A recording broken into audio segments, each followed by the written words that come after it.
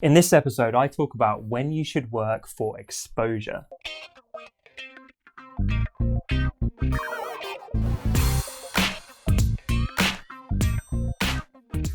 Welcome to episode 156 of The Honest Entrepreneur Show, where I help creatives like you to master your marketing. My name's Tom Ross, and let's get into it. Guys, it's been pretty chaotic at the minute. We are right at the start of the Design Cuts birthday event at the time of filming this, and man, like every year it's nuts. But in the space of a month, we pulled together this whole free live design conference. We've got all our best bundles from the last 6 years. We've got all kinds of stuff going on top of the regular day job. And I feel slightly like I'm losing my mind, but I've come to the conclusion that I operate well in chaos. I kind of like it. I buzz off of it. I think it's why every paper that I wrote when in college was an all-nighter, and I left it until the last minute because I kind of get a good energy from that. This question is from Sujata. There's a philosophy in creative circles, particularly in the fine art world, to not underprice your work and not work for free. This is a reaction against the long-standing race to the bottom style of pricing in many art circles. Given this philosophy and the reasons behind it, how do you think working for free or at a discounted rate to build a brand and bring value impacts the overall brand health, especially for fine artists?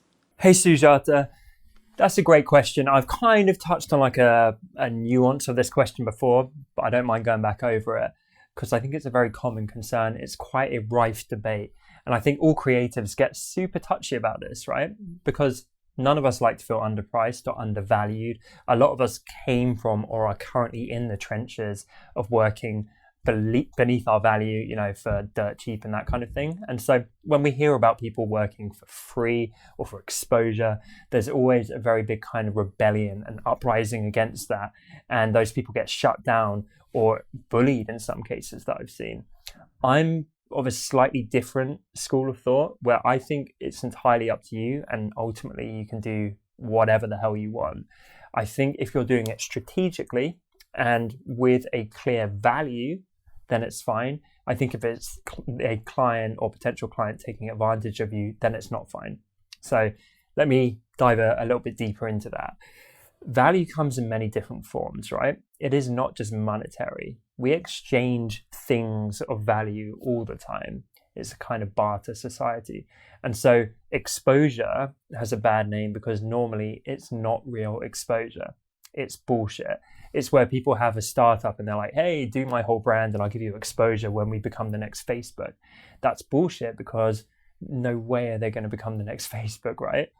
But I've done work where I've kind of priced lower or I've even done free work to get my foot in the door. So I have done it to make a name for myself in a certain industry. I have done it to actually get in there with a client where I wouldn't have had the opportunity otherwise. I have done it as part of like a competition on social media to try and get the exposure to a big audience when that mattered more to me than short-term money. Like when the ball is in your court, as it was in mine, and you're doing it very strategically and you think you are probably going to get a ROI, a return on investment for your time, then it's fine. And don't let anyone else tell you otherwise. Like one of my business idols, Mr. Gary V, very publicly documented the fact that D-Rock, who is basically his Marco, like his video maestro, he worked for free for him. He basically did like a kind of internship. He submitted a free video to get on his radar. He emailed him like 8 times before he heard back because he was so in demand. But to break through all that noise, he did some amazing free work for him. And now the guy's like a celebrity in his own right.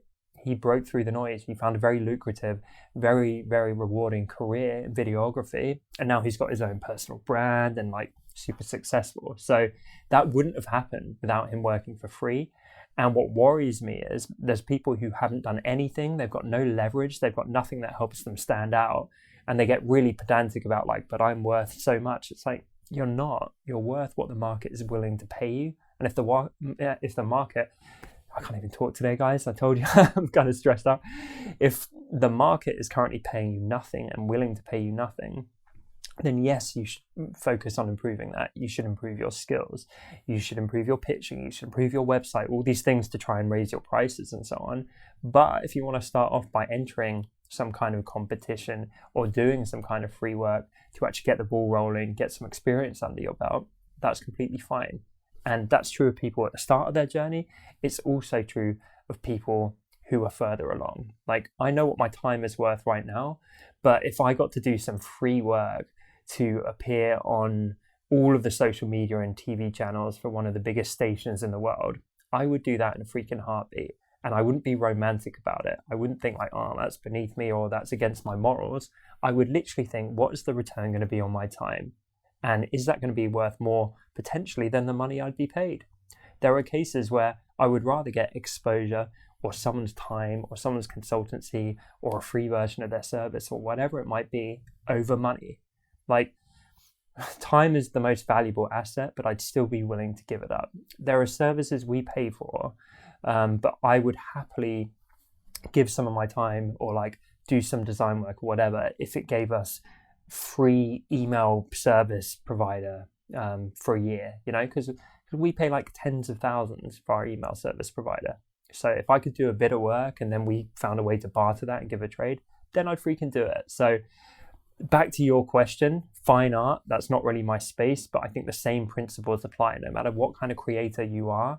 As long as you're in the driving seat, you're in control and you're doing it with a strategy in mind and you know what you most likely expect to get back, that's fine. On the flip side, if it's a client who's just taking the piss and kind of bullying you and taking advantage of you and trying to just squeeze free work out of you because they're a shitty person, and then you get backed into a corner and do it kind of against your will, that's not okay. That's the dark side of it. So that would be my answer. Question of the day: have you ever done free work for anyone? And if so, how did it work out for you? Hey YouTube person, this is definitely not staged at all, but if you enjoyed this video, I would love it if you subscribe to my channel for more goodness like this. And if you did like this video, I hope that you enjoyed these ones too.